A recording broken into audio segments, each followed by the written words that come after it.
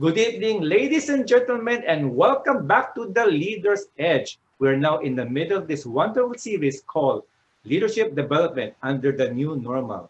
This is Season 3, Episode 3, Part 4. But don't despair. You can always go back and watch the first 3 segments through this YouTube channel. And meantime, enjoy the show for tonight where we talk about curating experiences. Now, if the name doesn't ring a bell, don't worry. We have our special guest, Mr. Jun Roy, to explain all of that. Mr. Jun Roy comes with impressive credentials. He is the HROD consulting head of the Manila branch of the Demura Research Institute, a global think tank based in Tokyo, Japan. Not only that, he just finished an amazing year as program chair of the Philippine Society of Talent Development and will be continued to serve that organization as its incoming president. So therefore, it speaks of his 25 years more than that of HR, OD, QMS, business strategy, leadership, and also much, much more. He is the devoted husband to Mary Grace and loving father to 3 wonderful kids. So, Mr. Jun Roy, welcome to the show again. Thank you again, Nelson. And ladies and gentlemen, welcome back again and good evening.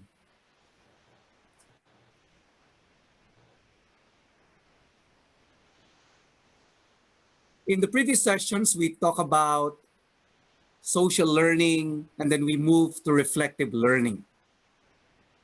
Tonight, we're going to talk about curating experiences. Curating experiences. Sounds new, right? Because when you Google curating experiences, most of the time you will encounter curating content or curating experiences of customers.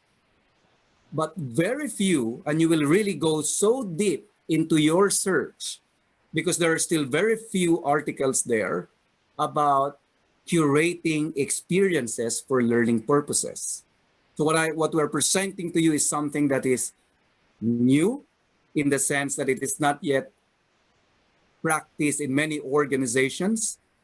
But in my view and in my experience, if experience is really the best teacher and reflection is able to mine that and we're able to learn from our experiences, so why don't we curate it?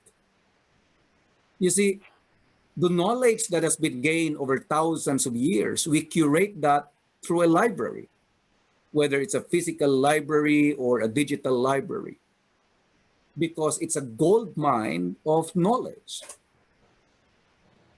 Using the same thinking, so I'm wondering, why not curate the gold mine of learning which are into our experiences every day, every moment that we experience something, we can learn if we reflect on it.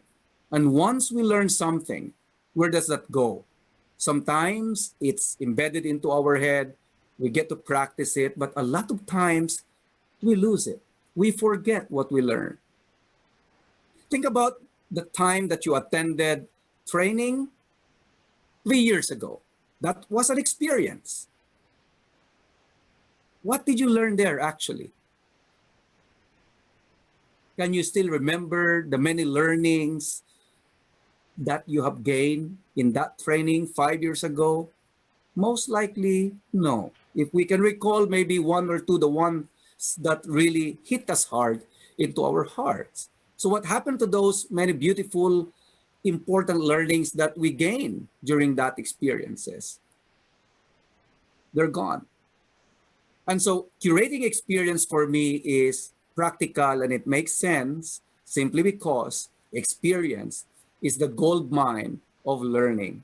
It's there, it's free, but they only pass us by meaninglessly if we don't reflect and if we don't curate them. Now, how do we do that? Now, curating content is what is done in e-learning. So you have this learning management system. When you open it, you can choose which course to take, and they are curated in terms of modules, microbyte size of learning. Lincoln Learning is a beautiful example of that. But why don't we use the same principle in terms of curating our experiences? The best and the simplest application of that, which can be a parallel to it, is the lessons learned database.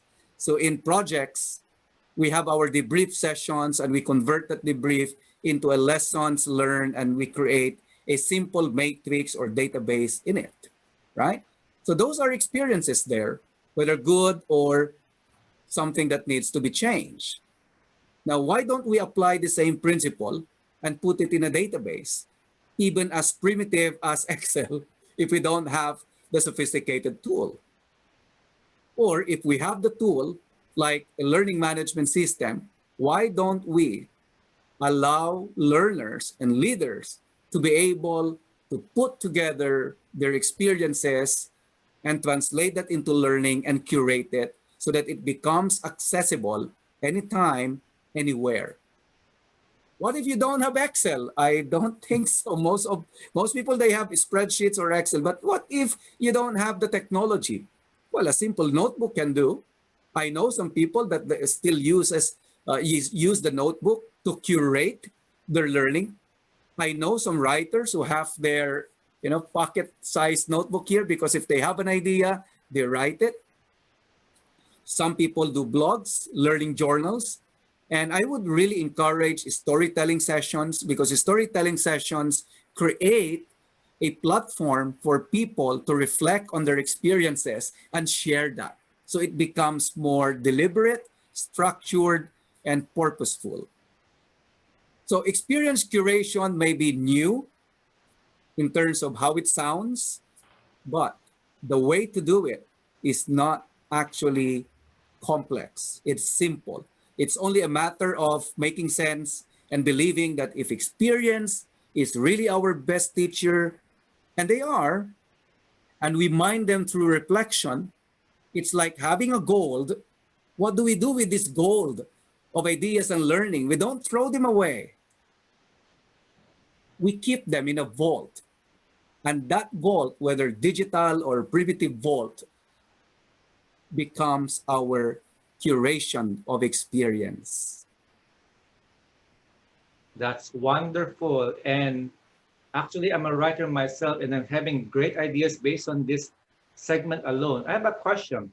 Way back when I was young and silly, I kept a diary. Okay, yeah, they didn't call it journals, then I kept a diary. And it soon degenerated into today I ate this and that, I watched this in a TV show. So in terms of curating experience for your people, how do you prevent them from becoming too mundane and too so-so? All right. If I got your question right, Nelson, you're talking about a situation where people have their journals, right? And then they began to just do the routine recording. Today I ate this, I watched this TV show, and All that's just right. about it. Yeah. So my take on that is they can start with that because if that would create the momentum for them, fine. All right. So it creates the momentum. So the challenge is how to sustain that momentum and rechannel it into a much deeper exercise of reflecting on their learning and recording it.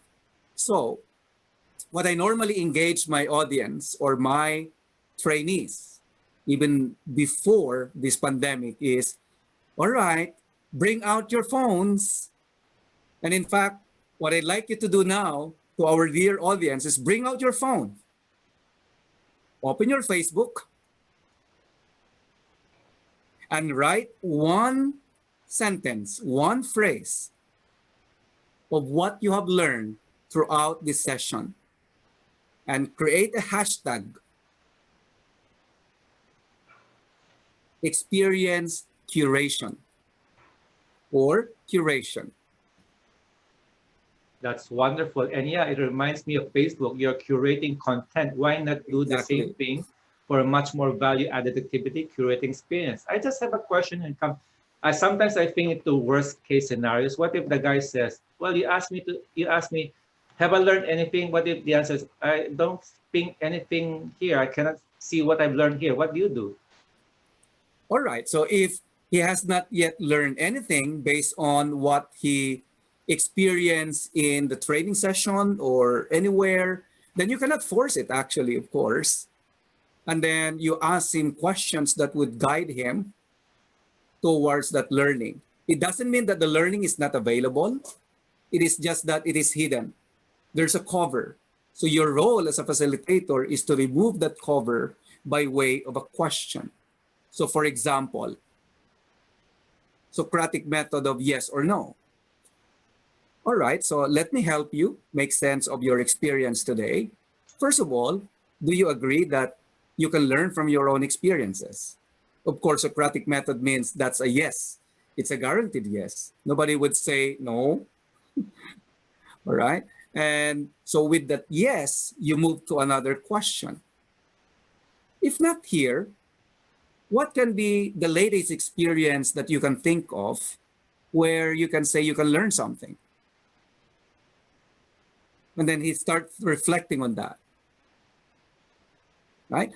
My purpose is not necessarily to make him learn from me, but the agenda is to make him learn from experience. So if I am able to lead him to that experience of his where he can learn, then I've done my job.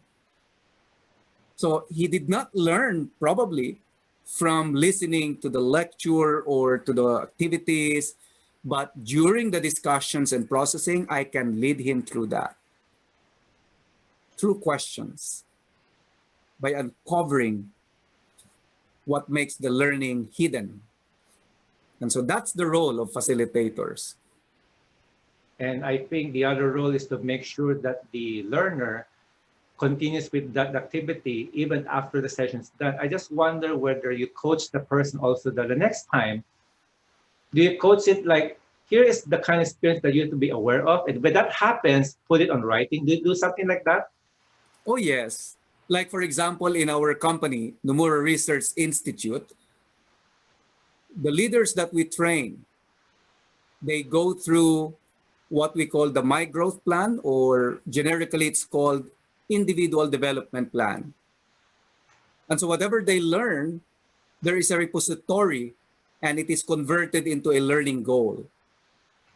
And that is being tracked by their human resource department. And so there is a continuity between the online learning that they are doing, and when they go back, they know that they have to do their My Growth Plan or Individual Development Plan. And since they are leaders, we also challenge them and encourage them to also ensure that their staff have their individual development plans. So even if they have their own individual development plans, they're not yet finished because they're leaders. They lead people. What about their people? So when you do that, it ensures that there is a continuity of the learning process after the formal live sessions. That's great. And let me ask one last question. And I'm already thinking about the Library of Nelson D. And speaking of libraries, I'm sure you're aware they have this classification system. In fact, I think they still call it the Dewey Decimal System. I wonder if those people you train, when they collect those experiences, do you also ask them to categorize? For example, I like to have the experience about love or success. Do you do that so that they already will go to this particular shelf and then retrieve that environment and retrieve that experience and then reflect again? Do you do that? Absolutely, yes. Keyword, hashtag. Ah, So when we conduct trainings, even before, even when I was conducting training abroad, I usually use the power of hashtag, right? So let's say, for example, hashtag experience curation. And all their thoughts, they can put it there into that experience curation hashtag. So it becomes accessible because they can always go back to it and access it at any time, anywhere. So hashtag is the key, because what I realized now, even grandparents as old as 80, they are into Facebook, they're into social media. So most, if not all, of the leaders who we train, they have their smartphones. They have their social media. And so the hashtag becomes a more practical approach towards curating your experiences, your thoughts. Well, if the company can invest in other tools that gives more power and functionality, fine. But if they don't have that option, then your Facebook, LinkedIn, even Twitter, that power of hashtag, it can curate your ideas, your learning. That's great. And this is another wonderful exercise of technology. I was thinking that back in my days, those Jurassic days, we talk about index cards, but hashtag, that's right. Hashtag love, hashtag relationship, hashtag success. Got it. Okay. Now, thank you very much, Jun Roy. And then we are learning a lot from you. And ladies and gentlemen, there's more to come. This is the Leader's Edge, but if this were the TV shopping network, wait, there's more. Join us again for Leader's Edge for more of this particular series about leadership development under the new normal. And remember, learning is a never-ending journey with limitless vistas. And guys, I'm sure you love the content. Spread the love. Click share and subscribe to the YouTube channel over here. And then see you again next time. I'm Nelson D. Have a wonderful Christmas and God bless you.